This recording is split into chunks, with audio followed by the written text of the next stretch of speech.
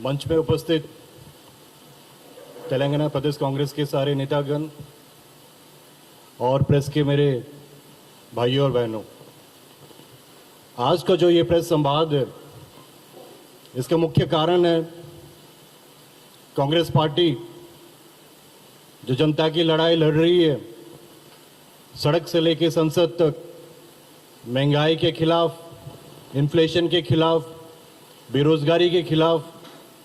उसी का मैं कुछ विवरण देना चाहता हूं आप लोग को। आप सबको याद होगा 2014 में प्रधानमंत्री नरेंद्र मोदी क्या सपना दिखा के यहाँ पे देश के प्रधानमंत्री की गद्दी पे चढ़े थे। उन्होंने वायदा किया था इन्फ्लेशन, प्राइस राइज सबको हटाएंगे, बेरोजगारी पूरा समाप्त करेंगे, साल में 2 करोड़ नौकरियां देंगे। आपको ये भी याद होगा 2014 से पहले जब एलपीजी सिलेंडर का दाम 10 रुपया, 20 रुपया, 30 रुपये बढ़ता था, उनकी एक मंत्री गैस सिलेंडर के ऊपर चढ़ जाती थी, हर दिन धरना पे बैठते थे। वो मंत्री अभी कहीं दिख नहीं रही है। आप सबको ये भी याद दिला दूं कि 2014 में नरेंद्र मोदी ने एक स्लोगन दिया था, बहुत हुई महंगाई की मार, डैश डैश डैश। वो स्लोगन अभी भी वैसे ही है। अब स्लोगन चेंज हो गया है, बहुत हो गई महंगाई की मार, डूब मरो मोदी सरकार। ये नारा गली गली में चल रहा है। मैं आपको याद दिला दूं, जो नरेंद्र मोदी बताए थे इन्फ्लेशन घटा देंगे, प्राइस राइज कम कर देंगे, सब कर देंगे, तो कुछ आंकड़ा आपके सामने मैं रखना चाहता हूं। एलपीजी 410 सिलेंडर 214, 222 में अभी ये 1240 तक पहुंच गई है, वृद्धि हुई है 156%। पेट्रोल 71 रुपया लीटर था 2014 में, अभी बढ़ के 112 लीटर हो गया। मैं पता कर रहा था, हैदराबाद में 109 के आसपास लीटर का दाम है। डीजल 55 रुपया लीटर, अभी 100 के पार हो गए। तेल 90 रुपया किलो, अब 200 पार। वीट 22 रुपया किलो, अब 40 पार। दूध 35 रुपया लीटर, अब 60 रुपये लीटर तक पहुंच गई है। नरेंद्र मोदी सरकार जो कम करने की बात कर रहे थे, प्राइस राइज वगैरह, वो तो किए नहीं, ये बढ़ते जा रहा है। एंड एक साजिश है ये। आप सबको बता दूं, जो डिमोनेटाइजेशन हुआ था, मोदी जी बोले थे 50 दिन में सारे काला धन वापस आएंगे। उससे पहले भी 2014 में ये बताए थे 15 लाख हर एक अकाउंट में जाएंगे, कुछ हुआ नहीं। 2017 में जो गब्बर सिंह टैक्स लगाया उन्होंने, जितना छोटे उद्योगपति थे, मीडियम बिजनेस थे, सबका दुकान चौपट हो गया। यहां तक कि 2019 के इलेक्शन से पहले आप सबको याद रहेगा, नरेंद्र मोदी जी ये बताए थे कि फूड ग्रेन्स पे, लस्सी पे, बटर मिल्क पे, दही पे, पनीर पे हम लोग बिल्कुल जीएसटी लगाएंगे नहीं। जब ये पार्लियामेंट सेशन आरंभ हुआ तो हमें लगा कि इतना महंगाई की मार है, नरेंद्र मोदी सरकार कुछ कम करेंगे, बट ये लोग हर चीज में फिर से जीएसटी लगाए। दूध पे, दही पे, पनीर पे। बच्चा पैदा होता है तो हॉस्पिटल पे जीएसटी, बच्चा बड़ा होता है तो डायपर पे जीएसटी। एक छोटी लड़की चिट्ठी लिखी थी, मैं पेंसिल खरीद नहीं पा रही हूं, इरेजर पे जीएसटी, पेंसिल पे जीएसटी, मेडिकल पे जीएसटी, यहां तक कि शमशान घाट पे भी जीएसटी लगाया ये मोदी सरकार ने। इनका ये दुस्साहस है। उज्ज्वला योजना 2019 के इलेक्शन में 8 करोड़ उज्ज्वला गैस योजना में हम लोग गैस दे रहे हैं गरीबों को, ये बोल के फिर से इलेक्शन जीते थे। आप देखोगे 2020-21 के बाद जो सब्सिडी मिल रहा था वो भी पूरा बंद कर दिए। रेलवे में प्लेटफॉर्म का टिकट जो 5 रुपया हुआ करता था 50 से कम नहीं है। सीनियर सिटीजन पे जो सब्सिडी था वो भी घटा दिए हैं। ट्रेन का टिकट का दाम चरणों सीमा पर है। एंड इसके साथ साथ हर एक पीएसयू को बेचने का काम ये मोदी सरकार करती आ रही है। हम तो यही बोलेंगे सरकार को, डूब मरो मोदी सरकार, डूब मरो। पेट्रोल, डीजल, गैस, इसके बारे में मैं कुछ और भी बताना चाहता हूं। 2014 में जब पेट्रोल का दाम 71 रुपया था, बैरल पीछे डॉलर का रेट $106 था, तब हम 71 रुपया में दिए थे। अभी तो 70-80 के पास है, अभी भी 112 रुपया में पेट्रोल बेच रहे हैं। वैसे ही एलपीजी सिलेंडर $881 था, 410 रुपये में हम सिलेंडर देते थे, अभी $670 है, वो 1240 में दे रहे हैं। एंड ये बहुत दुख की बात है। आप पार्लियामेंट में डिबेट देखे होंगे, जो प्राइस राइज पे हम चर्चा कर रहे थे, उनकी मंत्री और उनके नेता, 4 घंटे का चर्चा था लोकसभा में। 2-2.5 घंटा तो मंत्री ही खुद बोले, एंड वो अपना भाषण शुरू करने से पहले ये बोले कि मैं वित्त मंत्री के हिसाब से नहीं, एक राजनीतिक ओवरचर देने के लिए हिसाब से मैं बोल रही हूं। उनका घमंड देखो। पिछले बजट में ये बोले थे मैं प्याज नहीं खाती हूं, मुझे परवाह नहीं है प्याज का दाम क्या है। इस बजट में बोले कांग्रेस पार्टी और विपक्ष पार्टी महंगाई ढूंढ रही है, कहीं महंगाई मिल रही है आप लोग को। ये सरासर एक घमंड भरी, एरोगेंट वाली सरकार है। एंड इस महंगाई के चलते में 45 साल में जो बेरोजगारी हुई, सबसे ज्यादा बेरोजगारी हुई है। अनएम्प्लॉयमेंट, यहां तक कि 10 लाख सैंक्शन जॉब, जो सरकारी जॉब है, वो खाली है। आप लोगों को मालूम है कितना परसेंट है? 24% है। रोजगार देने की तो बात नहीं है। कभी मोदी जी बोलते पकौड़ा बनाओ, कभी मेक इन इंडिया, कभी स्टैंड अप इंडिया, किसी गरीब को ये कभी पहुंच नहीं पाया है। इनके जो एंटी यूथ पॉलिसीज है, ये हम लोग को गरीब और बेरोजगार में डालते जा रहे हैं। एक आंकड़ा के हिसाब से 20 से 24 साल की उम्र में 42% बेरोजगारी है, 42% in the age group of 20-24। यहां तक कि ये खराब अवस्था है जो पीएचडी करके, पोस्ट ग्रेजुएट करके, डॉक्टरेट करके पियोन की नौकरी के लिए वो लोग आज 4 लाख 5 लाख एप्लीकेशन पड़ा हुआ है। कांग्रेस पार्टी गरीबों की लड़ाई, आम आदमी की लड़ाई, ये हम सड़क से लेके संसद तक लड़ते आ रहे हैं। इसका आप लोग देखोगे, पिछले 1.5 साल में हम लोग बहुत से रैली किए हैं। हमें दिल्ली में एक रामलीला मैदान में बहुत बड़ा रैली करने का परमिशन मांगे थे, मिला नहीं था। दिसंबर 2021 में जयपुर में महंगाई हटाओ रैली किए हैं, पदयात्रा किए हैं, साइकिल यात्रा किए हैं, ब्लॉक घेराव किए हैं, डिस्ट्रिक्ट ऑफिस में धरना दिए, राजभवन घेराव किए। 5 अगस्त को अपने नेता श्री राहुल गांधी के साथ हम 75 एमपी हमें अरेस्ट किया गया पार्लियामेंट के सामने। 5 अगस्त को हम लोग सदन में चर्चा के लिए डिमांड किए। हम लोग डिमांड किए कि यहां से हम राष्ट्रपति, महामहिम राष्ट्रपति के से मिलना चाहते हैं, उनको अवगत करना चाहते हैं कि प्राइस राइज कितना चरम सीमा पे है, कितना आगे बढ़ गया है। बट पुलिस ने बहुत बेरहमी से अपने नेता श्री राहुल गांधी और 75 सांसद, लोकसभा राज्यसभा सांसद को गिरफ्तार करके दिल्ली की एक जेल में डाला हम लोग को। लेकिन ये हम लोग की लड़ाई कभी थमने वाली नहीं है।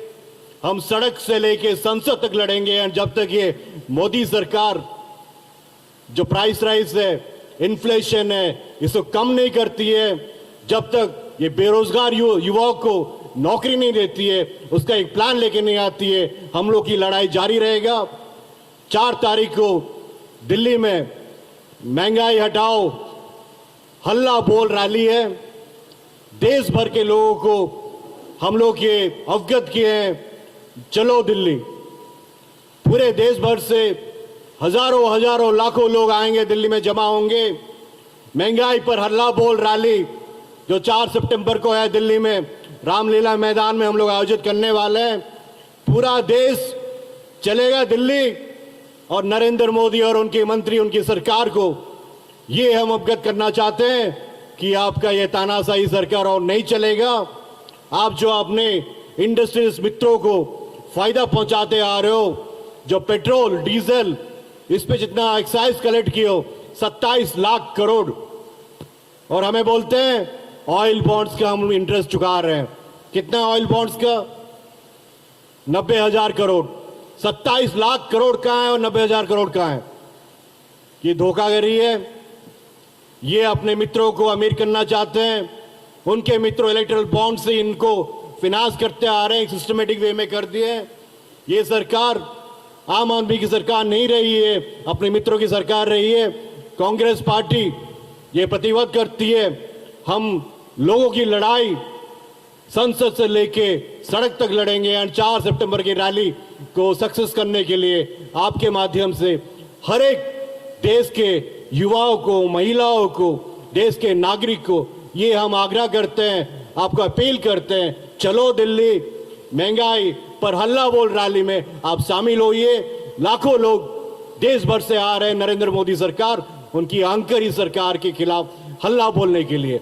बहुत बहुत धन्यवाद। अगर आप लोगों को कुछ प्रश्न है तो मैं उसका जवाब देने की कोशिश करूंगा। एंड आप सब इतने कम टाइम में यहाँ पे आए, हम लोगों को कवर कर रहे हैं, इसके लिए मैं आपका बहुत बहुत शुक्रगुजार कर रहा हूँ।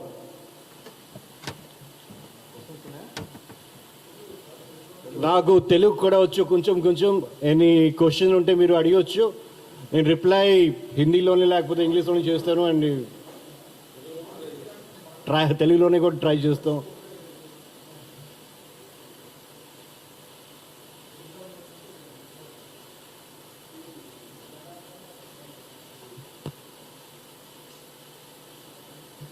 Thank you so much and thank you Gaur sir, धन्यवाद। जैसे बड़े थैंक्स।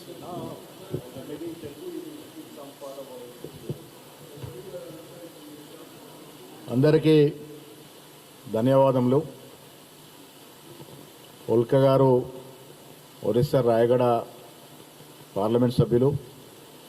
మీ అందరూ తెలుసు 2014 మోడీ గారు అధికారంలోకి వచ్చిన తర్వాత సామాన్యుడు నిత్యావసర వస్తువులు కొనలేని దుస్థితికి చేరిపోయినాడు.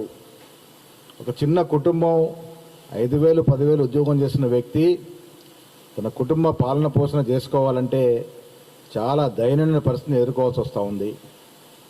ఒక మధ్యతరగతి వ్యక్తి స్కూటర్ మీద తన పిల్లల్ని తీసుకొని బయటకు పోవాలంటే పెట్రోల్ బంక్ పోతే పర్సులు కాలే పరిస్థితి.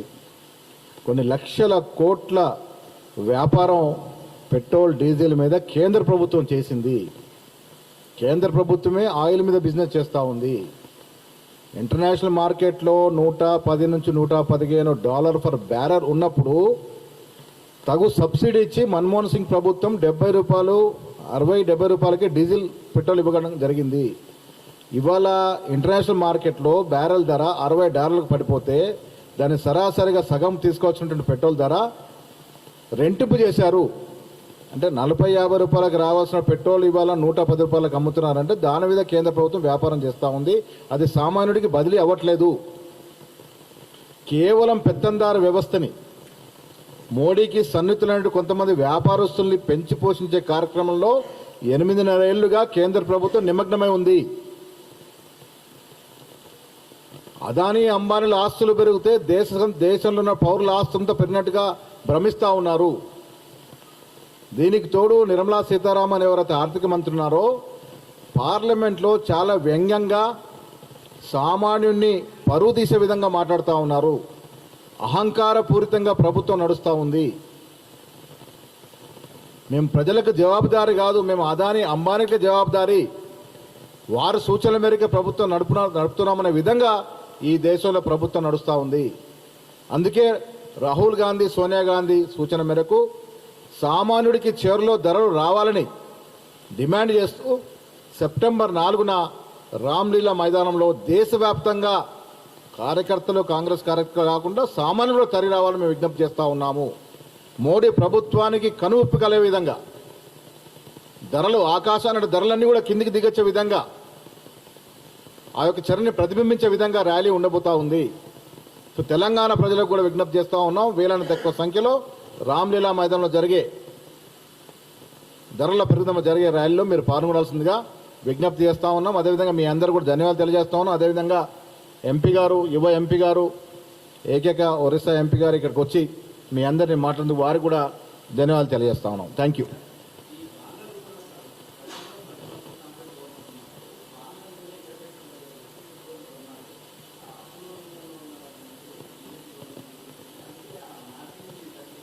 లేలే అది అది బాండ్లు ఎంతనే చెప్తారు. బాండ్లు ఎంతనే ఇప్పుడు normal Bond, oil bond, what happened was we got into oil bond to give subsidy to the people, the petrol people. Now what the government is saying is that because the Congress party, they were involved in providing the oil bonds, they have to pay the interest and the principal amount. We agree. But what is the amount? It's 90,000 crore. And what is the cess they have collected from the people in the last 8 years? 27 lakh crores. So if they are collecting 27 lakh crore and they're only paying 90,000 crore, they can at least give some amount of this money as a subsidy to the people to reduce the petrol and diesel price. Okay, whatever happened, that point of time we took a decision of having oil bonds. But you're collecting 27 lakh crores. This is a loot. Where is the money going? It's going into the electoral bonds of BJP party, which you can't file an RTI. This is a scam. They are supporting Adani, Ambani and their businessman. I didn't want to name them, but since our leader has said, I'm saying them is pure mathematics. Don't get befooled by what the BJP is trying to say. They are saying there's no Mengai, there's no price rise, there's no inflation. Currently we are facing a stagflation, stagnant economy and inflation. Inflation is 7.1%. The GDP is not growing. The gas, diesel, petrol is growing. And they're saying repeatedly, you refer to the debates in Parliament, Lok Sabha. We counted this very point. Even if we agree 100%, though we don't agree with them, if we agree 100%, oil bonds is a factor, it's only 90,000 crore. Where is the rest? 26 lakh, 10,000 crore. Where is the money going? At least give something to the poor so that the price rise will come down. This is our only demand, yeah? I hope that explains our position on this. Thank you. Thank you.